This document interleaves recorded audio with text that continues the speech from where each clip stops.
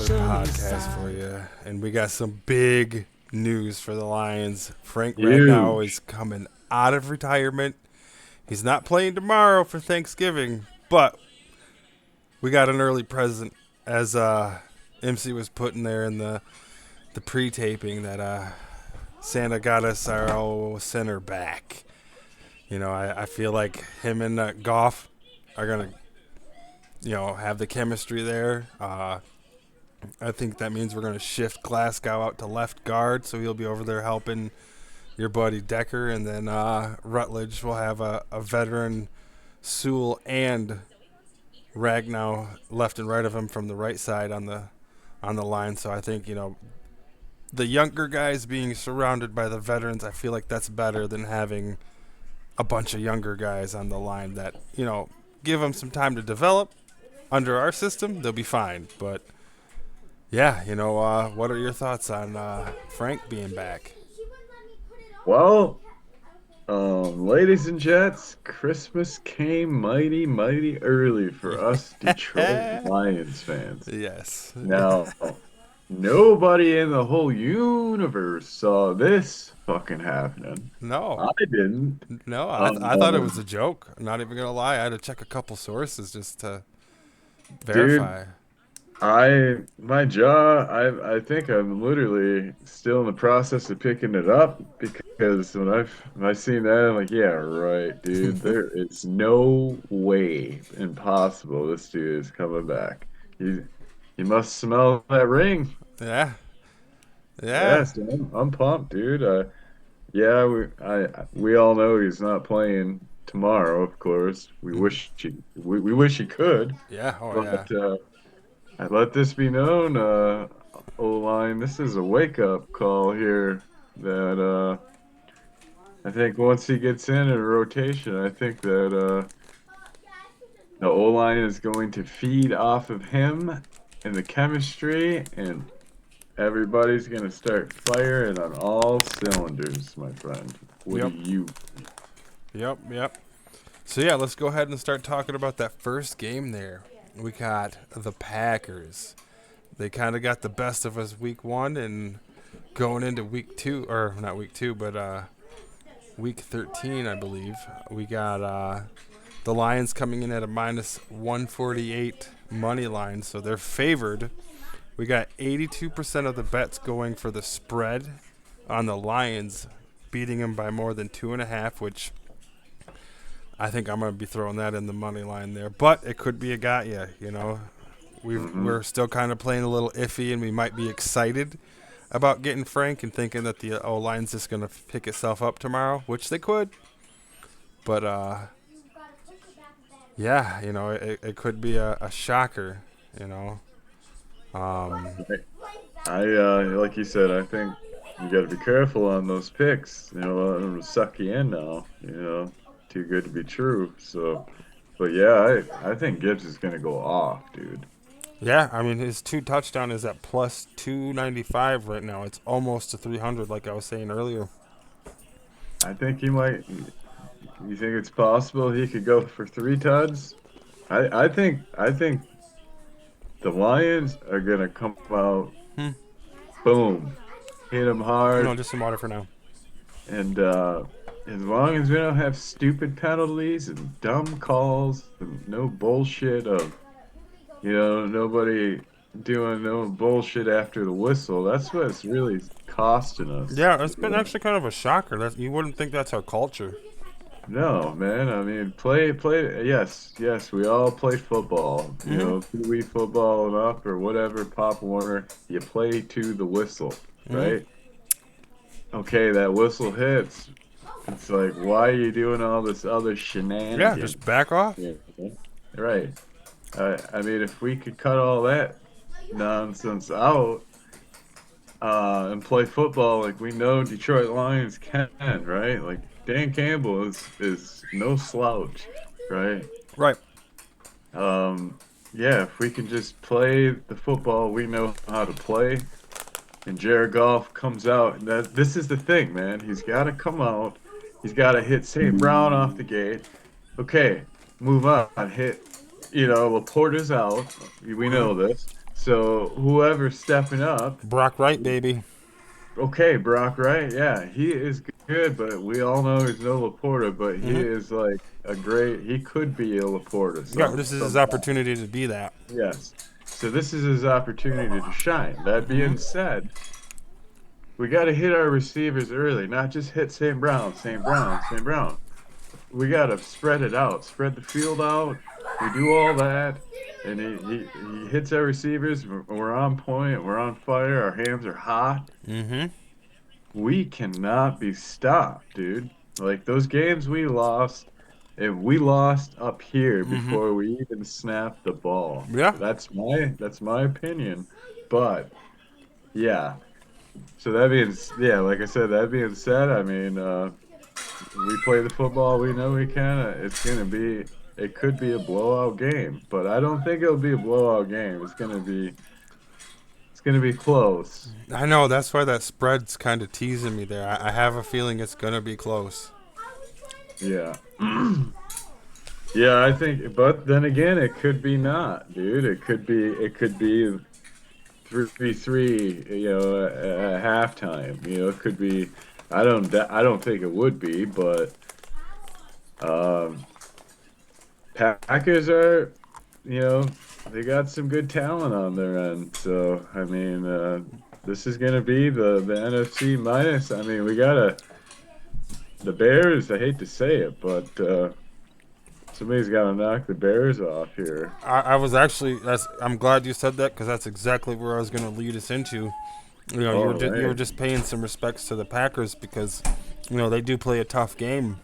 They do, yes. But I hate to say it.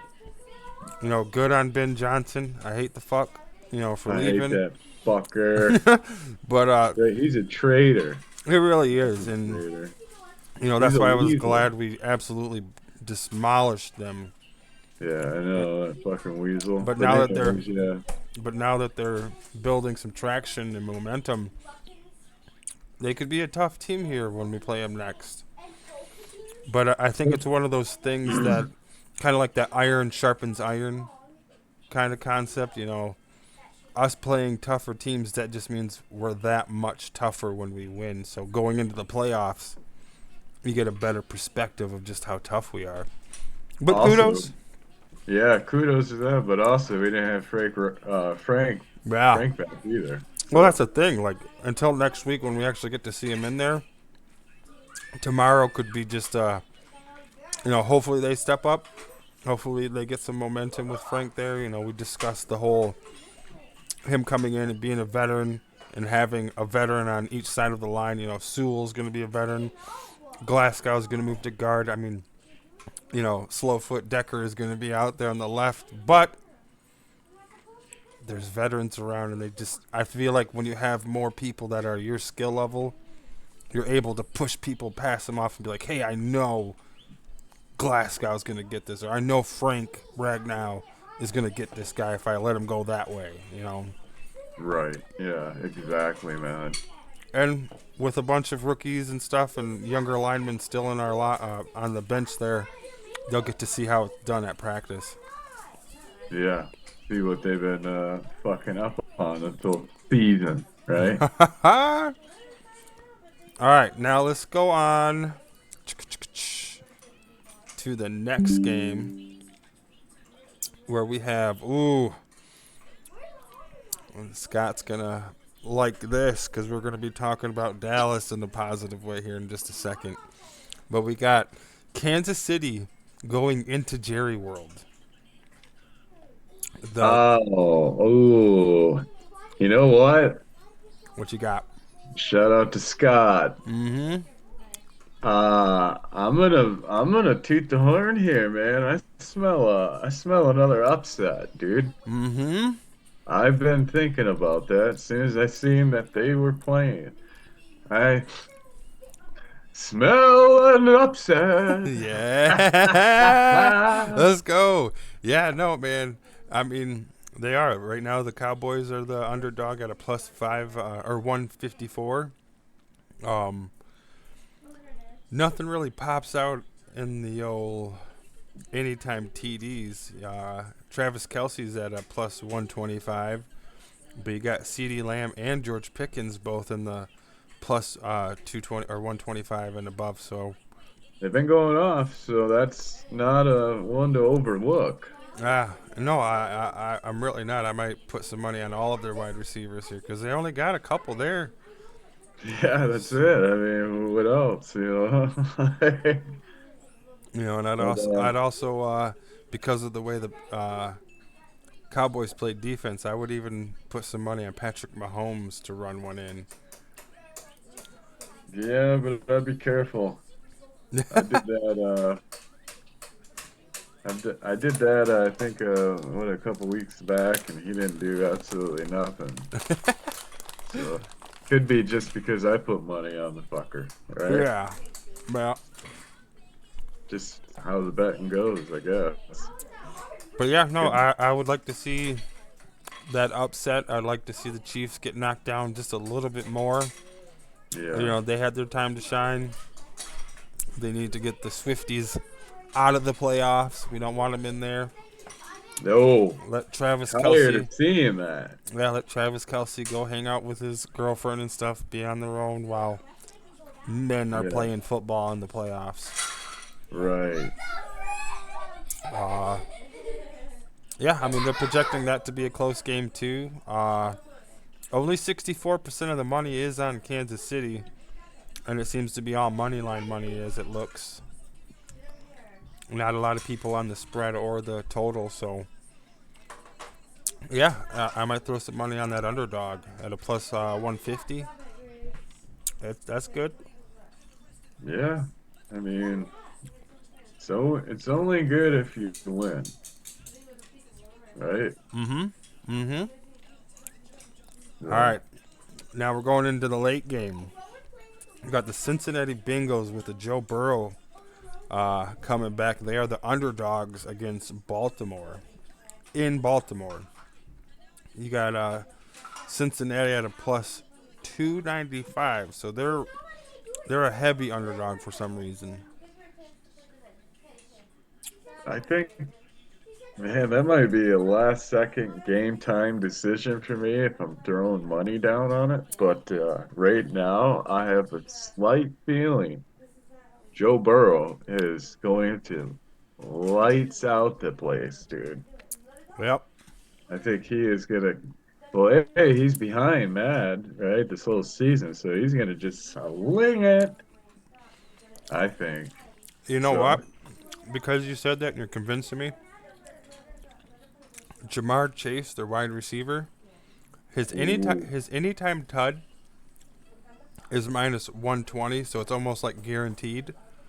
yeah. Him going for two tuds is plus 500.